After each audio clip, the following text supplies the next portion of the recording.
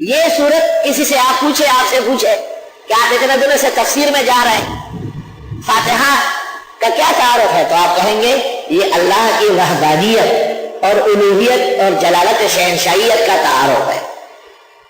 تعارف ہمیشہ مختصر اور جامع ہوتا ہے۔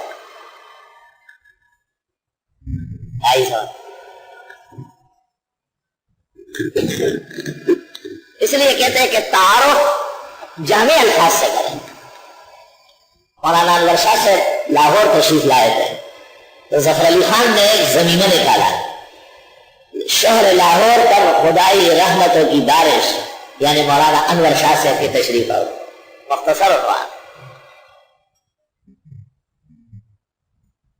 مفتی محمود کے بارے میں 500 علماء کی شہادت جمع کر کے ایک شخص نے کتاب لکھی، اس کا نام ہے کہتی ہے تجھے خلق خدا غائبانہ کیا،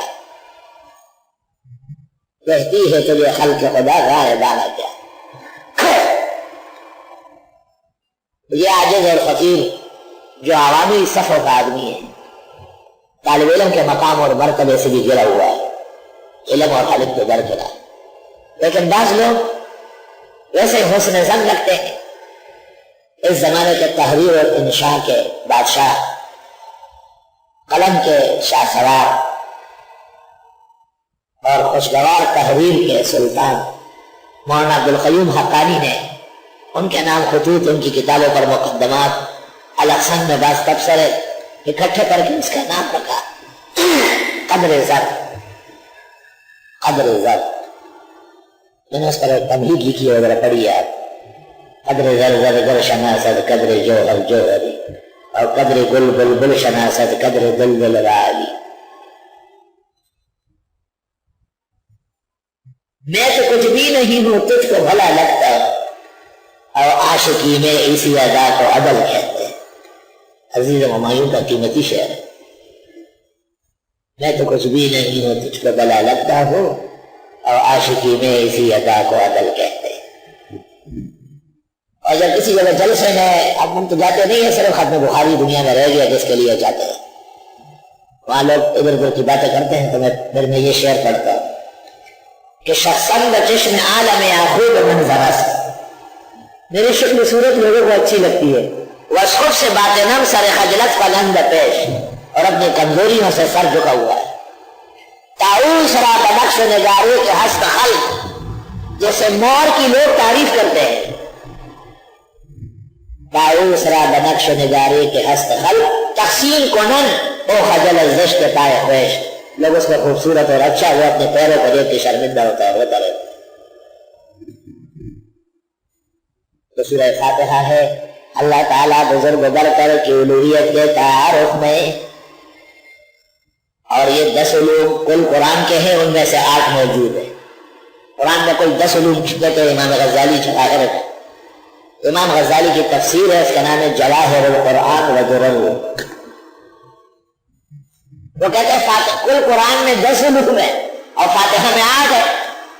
الحمدللہ علم ذات ہے، رب العالمین افعال ہے، الرحمن الرحیم صفات ہے، مالک یوم الدین معاد ہے، ایاک نعبد و ایاک نستعین تعبد ہے، اہدنا الصراط المستقیم دعا ہے، صراط الذین انعمت علیہم منعم علیہم کا بیان ہے، غیر المغضوب علیہم ولا الضالین، موافقین کے بعد مخالفین کی مذمت ہے۔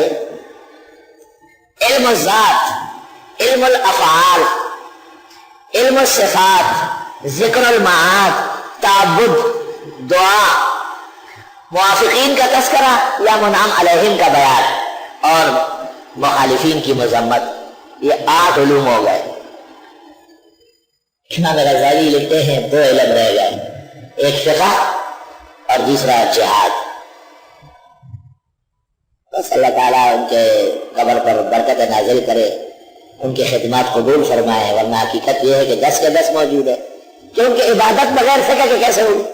تعبد جو آپ مان رہے ایاک نعبد و ایاک نستعین میں، تو تعبد کے لیے تو فقہ شرط ہے۔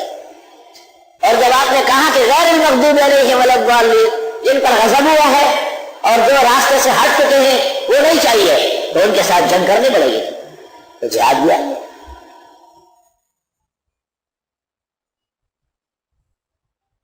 اللہ اللہ۔